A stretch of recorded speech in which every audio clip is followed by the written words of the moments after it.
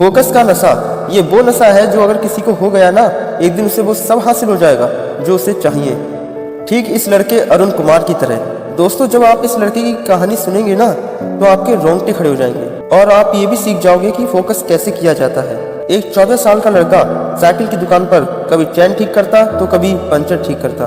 2-2 रुपए कमाने के लिए घंटों भर उस साइकिल के गैराज पर काम करता।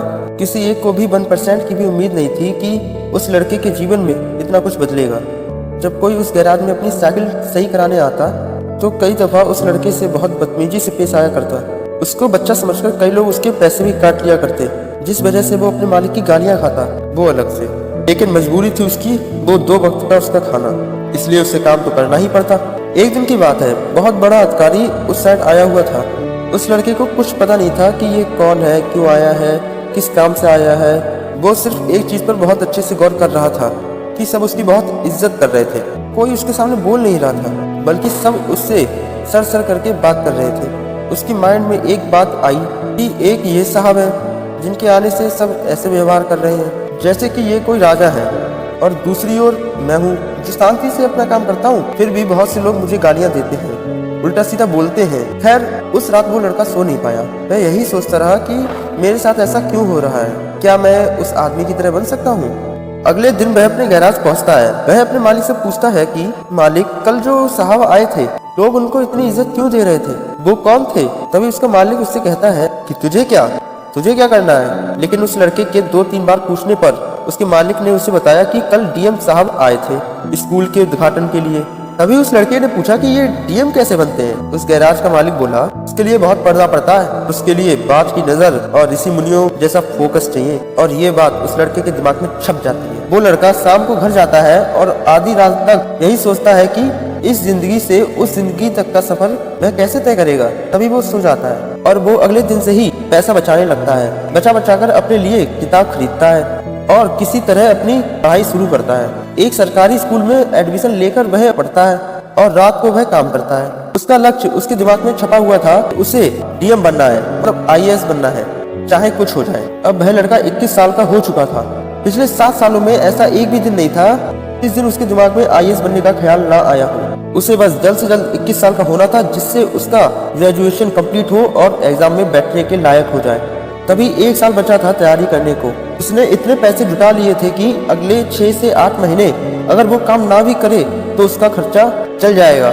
अब वह अपनी पूरी मेहनत दिन रात एक करके उन 6 से 8 महीनों को आईएएस बनने में लगाने का सोच लेता है।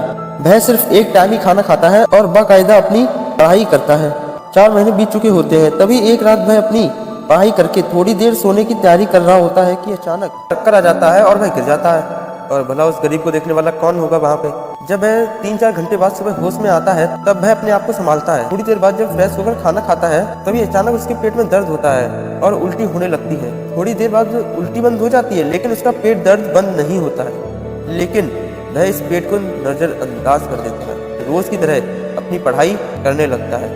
पेट दर्द अभी भी कर ही रहा था तो वह बाहर जाकर कुछ दवाई ले आता है। दवाई खाने के बाद अब थोड़ा उसे आराम मिलता है और पढ़ाई करने लगता है। धीरे धीरे करके अब वक्त गुजरा। अब तो सिर्फ 1 महीना ही रह गया था एग्जाम को, जिसका इंतजार इस लड़के को पिछले 7 साल से था। तभी अचानक एक दिन फिर से इस लड़के के पेट में दर्द होता है और इस बार इस लड़के के पेट में दर्द ऐसा हुआ कि वह इसे सह नहीं पा रहा था। तभी इसे डॉक्टर के पास मजबूरन जाना पड़ता है और वह डॉक्टर के पास जाता है। चेकअप के बाद उसे पता चल जाता है कि उसे किडनी स्टोन है, उसके पेट में पथरी है। यह सुनकर उसे झटका लगता है। डॉक्टर ने कहा ऑपरेशन करा लो या दवाई लो जो शायद ये गल जाए, मगर ये दर्द बहुत देगा अगर ऑपरेशन नहीं कराया तो। वह मन ही मन सोचने लगा कि अब ऑपरेशन का खर्चा कहाँ से लाऊं। कुछ पैसे बचे हैं, अगर वो इसमें लगा दिए तो अगले 1 महीने खाऊंगा क्या। तभी वह अपने घर लौट रहा होता है और मन ही मन यह प्रार्थना भी करता है कि कम से कम 1 महीने तक उसे कोई दिक्कत ना हो, ताकि वो अपनी पढ़ाई सही से कर सके। लेकिन भगवान ने उसके लिए तो कुछ अलग ही सोच रखा था। अब उसके साथ वही दिक्कत हो रही थी। रोज तो नहीं, लेकिन 1-2 दिन में उसे दर्द होता ही था। लेकिन ये दर्द उसे तब ज्यादा होता था जब वह कुछ खाता था। अब जाहिर सी बात है, वह खाना तो छोड़ नहीं सकता, लेकिन वो फिर भी पढ़ता रहा और पढ़ाई के साथ साथ दर्द को सहता रहा। 7 दिन में उसकी परीक्षा थी और आखिरकार उसने अपनी सारी पढ़ाई कर ही ली थी। अब वक्त आ ही गया था उसे अपनी जिंदगी की सबसे बड़ी परीक्षा देने का। आखिरी दिनों में तो उसे मकान मालिक ने भी घर से बाहर निकाल दिया था, क्योंकि उसे घर का किराया नहीं दिया जा रहा था। अब क्या करे बेचारा, सारे पैसे तो खर्च हो गए। और इस बीच वह अपने दोस्त के घर रहता है और अचानक एग्जाम से एक दिन पहले लाइट चली जाती है। अब कल उसे परीक्षा में बैठना है। अब वह आज बिना पढ़े सो गया। हो सकता है उसके इतनी साल की मेहनत पर यह अकेला दिन भारी पड़ जाए, इसलिए वो उस रात सड़क के बीचों बीच स्ट्रीट लाइट की रोशनी में पड़ता है। गाड़ियां एक के बाद एक गुजर रही थी, लेकिन उसका फोकस सिर्फ और सिर्फ उसकी किताब पर ही था। नींद आ गई तो वो फुटपाथ पर ही सो गया। अगले दिन वह अपने दोस्त के घर गया और फ्रेश होकर अपने एग्जामिनेशन सेंटर पहुंचा। वहां स्टूडेंट की भीड़ देखकर उसे थोड़ी घबराहट महसूस हुई, लेकिन फाइनली वह घड़ी आई गई जिसका उसे सालों से इंतजार था। वो एग्जाम में बैठा, प्रीलिम्स उसका निकल चुका था और वो मेंस की पहले पेपर में बैठा था। पहला पेपर उसका बहुत अच्छा गया। उसे आज क्वेश्चन पेपर देखकर डर नहीं लग रहा था दूसरे कैंडिडेट्स की तरह, बल्कि आज उसे तो बहुत अच्छा लग रहा था। आज बड़े आराम से वह अपना पहला पेपर खत्म कर लेता है और शाम को बड़े आराम से बैठकर वह यही सोच रहा होता है, जिस तरह उसका पहला पेपर गया उसी तरह उसका आगे का भी पेपर जाना चाहिए और उसे स्टोन की दिक्कत है उससे उसे कुछ दिन के लिए राहत मिल जाए। एटलीस्ट एग्जाम तक उसके सभी पेपर बहुत अच्छे जाने लगते हैं। बस एक लास्ट पेपर रह गया और उस लास्ट पेपर तक उसकी सारी तैयारी हो चुकी होती है और वो खुद को इस साल IAS बनते देख रहा था। लेकिन तभी सुबह सुबह जब वह उठता है तब उसके पेट में हल्का दर्द होने लगता है। तभी वह अपनी दवाई खाता है, गुना पानी भी पीता है, लेकिन उसे इससे राहत नहीं मिलती।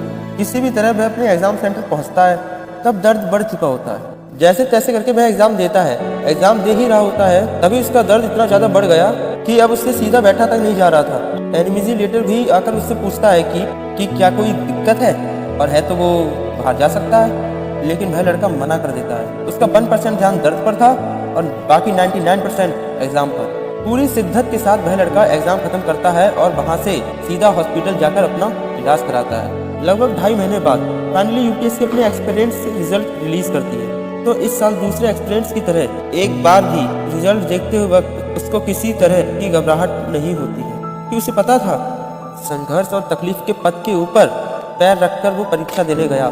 हाँ, आज उसका सपना भी सच हो गया और आज वह कोई मामूली इंसान नहीं, IAS officer mister Arun Kumar हो गया। उसे इंटरव्यू के लिए बुलाया जाता है। जब इंटरव्यूअर्स को उसकी कहानी का पता चलता है तो वो भी हैरान हो जाते हैं। बाकायदा किसी इंसान का फोकस इतना तगड़ा कैसे हो सकता है। उस बंदे को यूथ क्लब की तरफ से इंटरनेशनल फर्स्ट में बुलाया जाता है, जहां वो कहता है दर्द हो, तकलीफ हो या मौत आ जाए, फिर भी तुम्हारा ध्यान तुम्हारी मंजिल से ना हटे तो ब्रह्मांड खुद तुम्हें जिताता है। मैंने अपने संघर्ष के दिनों में कभी संघर्ष पर ध्यान ही नहीं दिया।